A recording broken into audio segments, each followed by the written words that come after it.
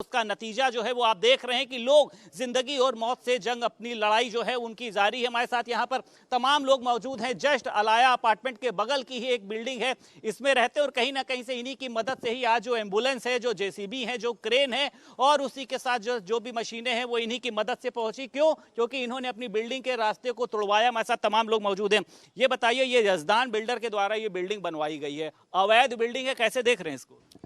हम लोग को इतना एक्चुअली जानकारी नहीं, क्योंकि ये हमारी बिल्डिंग नहीं बनी है अभी। हम लोग यहाँ अभी शिफ्ट हुए हैं, ये पहले से बिल्डिंग बनी हुई थी। अब देखने में स्ट्रक्चर तो बहुत अच्छा नहीं था, पर हम लोग को ये पता नहीं है कि ऑथराइज बिल्डिंग लीगल थी कि नहीं थी। सर, आपको लग रहा है कि एक उस बिल्डिंग में जाने के लिए रास्ता तक नहीं था, अवैध निर्माण हुआ है, तो लगता है आपको कई तरीके की कमियां हैं, यहाँ पर काफी अवैध निर्माण कराया हुआ है सर? नहीं, पूरे लखनऊ में अनऑथराइज तो चल ही रहा है। यहाँ पर हर जगह बिल्डिंगें अनऑथराइज तो बनी हुई हैं, उनको तो आप कुछ नहीं कर सकते। लेकिन ये प्रशासन को देखना चाहिए कि इस तरह की जो चीज़ें हो रही हैं होनी नहीं चाहिए। गाढ़ी कमाई से सर आप लोगों ने भी फ्लैट खरीदे होंगे, लोन लिया होगा, तमाम तरीके के हजारों रुपए की ईएमआई भर रहे होंगे, उसके बावजूद ऐसे बिल्डर सर फल फूल रहे हैं, कैसे देखते हैं सर इसको आप? तो प्रशासन की कमी है, एलडीए की कमी है, उसकी वजह से ऐसा कुछ होता है। सबसे बड़ी बात ये हो जाती है कि रास्ता प्रॉपर होना चाहिए आने जाने के लिए। ये बिल्डिंग की हम लोगों ने अपनी दीवार तोड़वाई, तब आगे रेस्क्यू ऑपरेशन हो पाया। ये चीज़ें इसलिए देखा जाता है। क्या लगता है बनवाने के लिए तमाम जो मानक हैं वो इसके लिए भी पूरे नहीं हुए, क्योंकि ना एम्बुलेंस जा सकती है वहां पर, बहुत ही छोटी गली दी हुई है सर। ये वजीर हसन रोड इसी तरह से एंक्रोचमेंट कर रखा है। पीछे आपका गोखले विहार मार्ग है, यहाँ भी पानी भर जाता है, बारिश का पानी काफ़ी भरता है यहाँ। हालांकि हम लोग अभी नई बिल्डिंग में आए हैं, शिफ्ट हुए हैं, तो ये प्रशासन को कई बार इसकी कंप्लेन भी की जा चुकी है, लेकिन ऐसा कोई सुनवाई हुई नहीं है।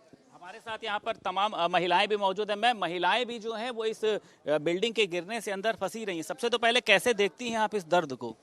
बहुत ही दर्दनाक था। हमारे तो सामने ही गिरी है, मतलब हम 4 कदम की दूरी पे थे बस। एक्चुअली शाम को वॉक कर रहे थे हम उस टाइम अपनी सोसाइटी में, तो हमारे सामने बिल्डिंग गिरी है और हम लोग फिर तुरंत बैक होकर के पीछे भागे कि हुआ क्या। ये सेकंडों में समझ ही नहीं आया, मतलब ताश के पत्ते की तरह जो है पूरी। अरे एकदम सेकंड में गिर गई, एकदम धुआं धुआं उतनी देर में। मतलब हमें तो ये लग रहा था कहीं इस बिल्डिंग पे भी इम्पैक्ट आएगा, जो उस वक्त कुछ समझ नहीं आ रहा था किस साइड गिर रही है, कैसे गिर रही, बस गिरी और हम लोग यहीं पे थे कॉर्नर पे। बताइए मैम, एक यजदान बिल्डर जो है लखनऊ में अवैध संपत्ति जो बना रहा है, उसने ही इस बिल्डिंग को बनाया। 9 इंची के पिलर पर ये बिल्डिंग बना दी गई। बताया जा रहा है कि बेसमेंट में फिर से बैंकेट के लिए खुदाई करी जा रही थी। बड़ा सवाल है, लगता है मैं सुन रहे हैं ऐसा कुछ। मैं मतलब हम तो अभी यहाँ शिफ्ट हुए हैं, हमारा जो सोसाइटी है ये नहीं है, तो मुझे तो इसका एंट्रेंस भी नहीं पता था। ये कल क्लियर हुआ कि एंट्रेंस बहुत मतलब पतला है कि वहाँ गाड़ियाँ भी नहीं जा सकती, तो फिर इस तरह से हम लोगों सोसाइटी से रेस्क्यू किया जा रहा है। तो ये चीजें पता ही नहीं थी, जिसका एंट्रेंस तक नहीं पता उसका क्या हम कहें। बिल्कुल ठीक बात है, जिसका एंट्रेंस नहीं पता है और इतनी बड़ी बिल्डिंग खड़ी हो गई जो मैम ने बताया कि कल ताश के पत्ते की तरह गिर गई। ये बताइए मैम, लोगों की जान के साथ खिलवाड़ कर रहा है यजदान बिल्डर, कैसे देखती हैं आप इसको मैम? ये तो गलत है, इस पे कार्रवाई होनी चाहिए। और हम लोग ने भी सामने, मैं भी थी इनके साथ में, हम 3 लोग ही टहल रहे थे और बस हम लोग को तो बस यही था कि बस अपनी बिल्डिंग पे हमारी इम्पैक्ट आया होगा, तो हम लोग भी भागे अपनी बिल्डिंग की तरफ। कि पहले तो हमें लगा है अर्थक्वेक है, हमें तो पहले ही लगा कि शायद अर्थक्वेक है, क्योंकि हमारी बिल्डिंग भी शेक होने लगी थी।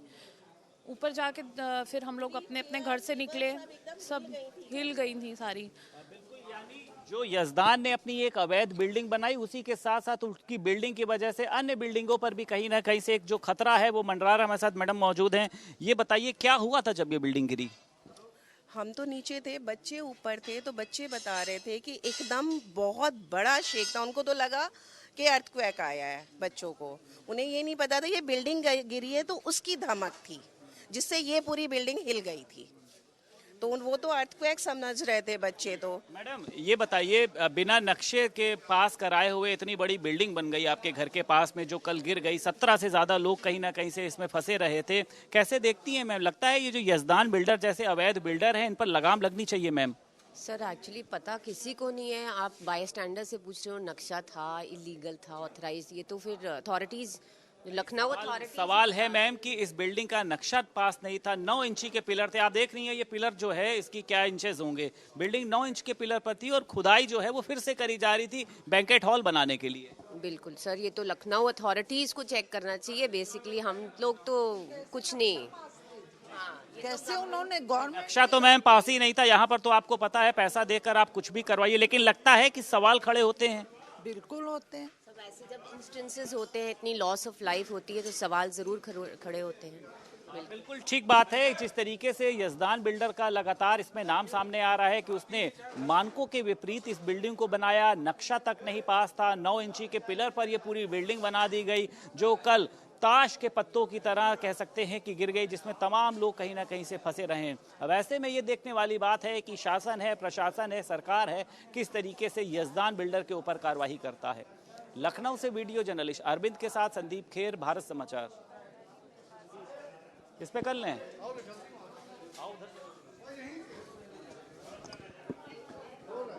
रेस्क्यू ऑपरेशन में लगातार तेजी लाई जा रही है। एसडीआरएफ एनडीआरएफ की टीम कल रात से यहां पर रेस्क्यू ऑपरेशन में लगी और आप देखिए अभी भी ये जो तमाम टीम के लोग हैं अपने हाथों में तमाम जो इक्विपमेंट्स हैं, उसमें चाहे वो कह सकते हैं मिट्टी को खोदने के लिए हो, फावड़ा है, हाथों में स्पीकर है, अनाउंसमेंट के माध्यम से सबको लेकर एक बार फिर से घटना स्थल यानी बिल्डिंग के स्थान पर जा रहे हैं और लगातार लोगों को बचाने का, जो 3 लोग अभी भी अंदर मौजूद हैं उनको बचाने के लिए जो एक बड़ा ऑपरेशन है उसको चलाया जा रहा है। तमाम संसाधन मौजूद हैं, ये तमाम लोग मौजूद हैं। ये बताइए भाई साहब, लगातार रेस्क्यू ऑपरेशन चल ही रहा है, अभी तक कैसे देखते हैं आप, कितने लोगों को निकाला गया सर? अभी तक सर 6-7 लोगों को तो जिंदा निकाल लिया, लाइव विक्टिम निकल चुके हैं, लेकिन अभी भी संभावना हो रही है। वहाँ पे 2 तो लाइव हैं, लेकिन एक शायद डेड हो रखा है, उनका भी निकालने की कोशिश। आप मौजूद रहे हैं सर वहाँ पे?